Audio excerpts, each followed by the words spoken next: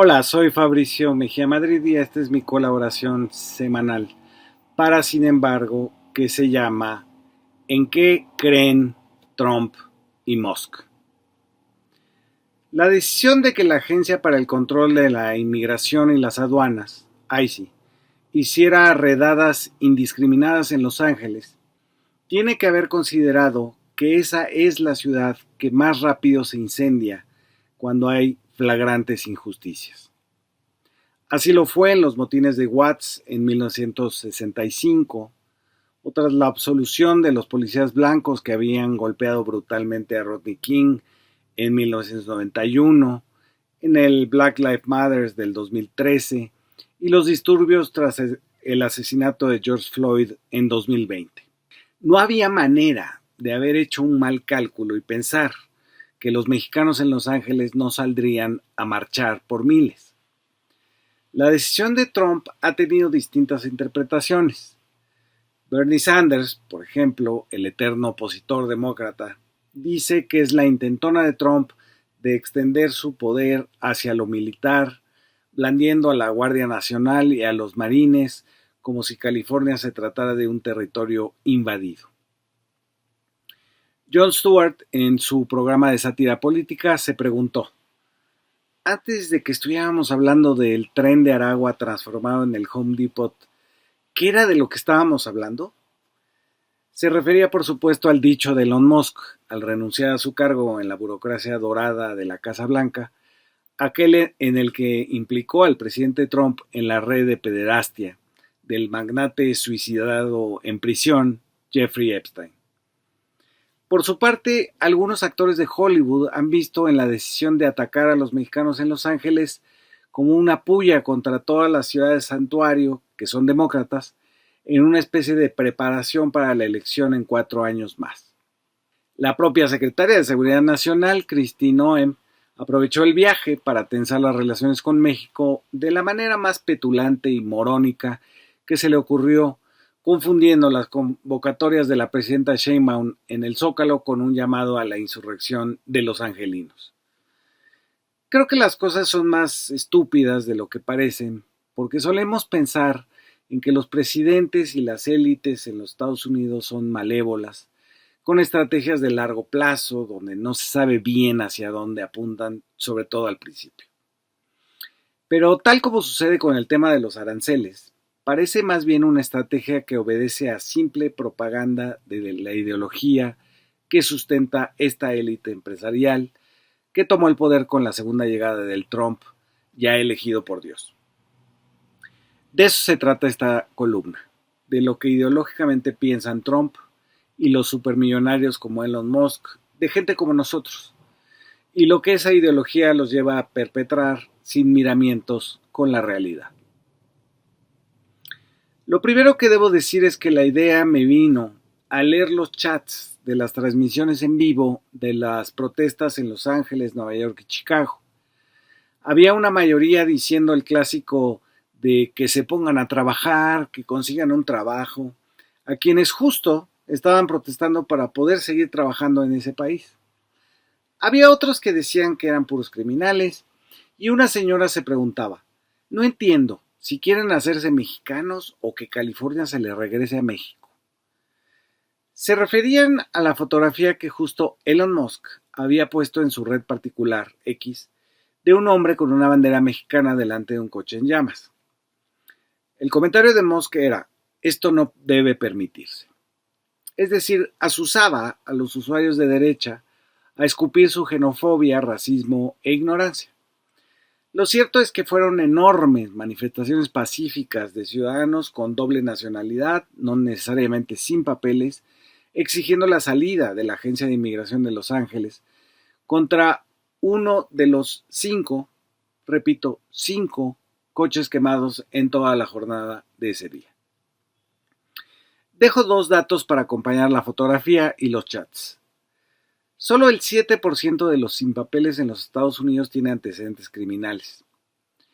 Y el otro dato es: se calcula que quienes se consideran parte del Make America Great Again, es decir, los que consideran que ser mexicano y delincuente son sinónimos, la base fascista del Partido Republicano, son entre 50 y 80 millones de estadounidenses. Es una lucha muy desigual entre el 7% y los 80 millones. Pero, ¿qué piensa Trump sobre los demás? Lo ha dicho desde su primera presidencia. Los mexicanos dice que son criminales y ahora ha agregado a los venezolanos, los haitianos que se comen a sus mascotas y a los que vienen del Congo, que según él abrieron sus cárceles para que sus delincuentes entraran a Estados Unidos, cuando lo que sucedió realmente es que dejaron ir a prisión domiciliaria a varios por la saturación de sus cárceles. Los congoleños salieron de ahí con problemas mentales y de movilidad, pero Trump asegura que aparecieron en los aeropuertos de su país listos para delinquir. Trump ha dicho también que mientras le quita la residencia a los universitarios, a las personas que habían obtenido ya su permiso por vías legales y hasta ciudadanos estadounidenses, lo que quiere es vender visas doradas en $1 millón. Aquí debo hacer un alto. Trump es un neoliberal de los que surgieron tras la crisis del capitalismo en 2008, en 2013 con el aumento de la migración sin papeles y en 2020 con la pandemia. Es un sector del neoliberalismo que introdujo la pseudociencia a sus políticas públicas. Se trata de una élite financiera y de la tecnología que cree en los tres fuertes: una naturaleza humana separada en razas, fronteras cerradas a la inmigración y monedas sólidas como el oro, y ellos dicen sus propias criptomonedas. Siguen conservando la misma idea de siempre de los neoliberales, que el Estado está ahí para salvar al capitalismo por medio de rescates, recortes de impuestos a los más ricos y la desaparición del estado de bienestar. Pero han introducido una variante pseudocientífica según la cual no es cierto que no existan las razas, como nos dicen todos los estudios del DNA, sino que la sola apariencia física y el lugar de donde vienen tus ancestros divide a los humanos en gente que puede ser competitiva en un mercado, sea económico o político, y gente que de plano está perdida y no saldrá nunca de su atraso. Lo basan en unos estudios patito de biólogos y psiquiatras de las universidades gringas que distorsionaron los datos de las mediciones de la inteligencia, el desacreditado IQ, con las supuestas razas que solo ellos ven. Digo, para empezar, ellos ven latinos o hispanos, sin considerar ya no los países de origen, sino unos contextos históricos y socioeconómicos muy distintos. Para estos pseudocientíficos del nuevo neoliberalismo, que es fascista, habría poblaciones que son aptas para los mercados y otras que no. Unas pueden competir, otras nomás trabajar por $1 la hora bajo el rayo del sol. Han reeditado la vieja ideología racista de los climas, donde los habitantes del frío son más aptos que los del trópico, una idea de las más perniciosas del viejo Aristóteles, junto con que la democracia era bien peligrosa. Hay pobres y ricos determinados por la naturaleza y por lo tanto es inútil toda política que luche por la igualdad. Es como dijo Charles Murray en la reunión de la crema innata del neoliberalismo, aquella reunión de la Sociedad Mont Pelerin, fundada por Hayek, von Mises y Milton Friedman, en una reunión en 1996 en México, en Cancún. Dijo: la lucha por la igualdad o la equidad es contra la naturaleza y contra el Dios que la creó.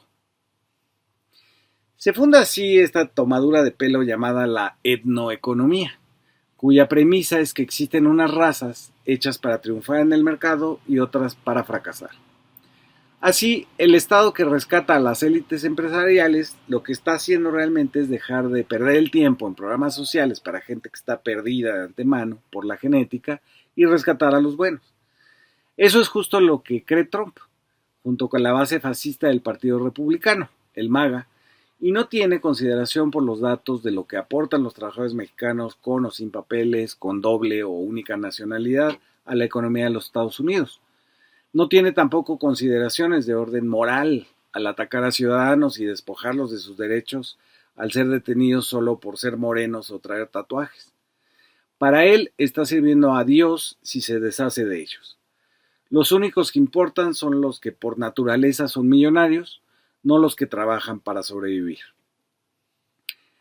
Al ser esto una creencia, enmarca las acciones de sus creyentes y de ahí alguien puede desplegar a su agencia antiinmigrante en una ciudad casi siempre alerta como Los Ángeles.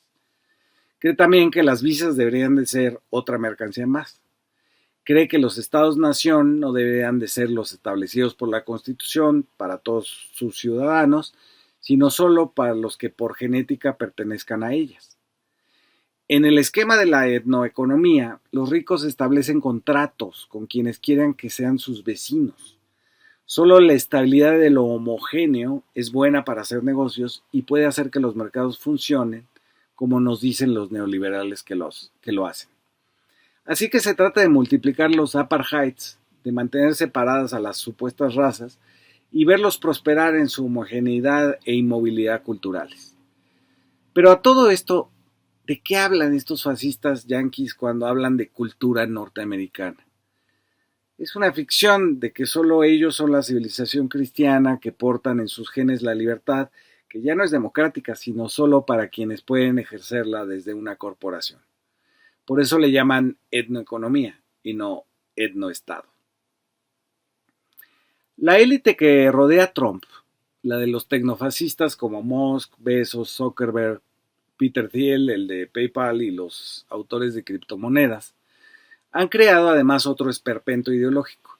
Me refiero al llamado transhumanismo, que no es otra cosa que mentes humanas cargadas en computadoras para vivir eternamente en un paraíso de silicón, vigiladas por una inteligencia artificial como un dios benévolo, un imperio en constante expansión que abarca las estrellas, destruye planetas y consume galaxias.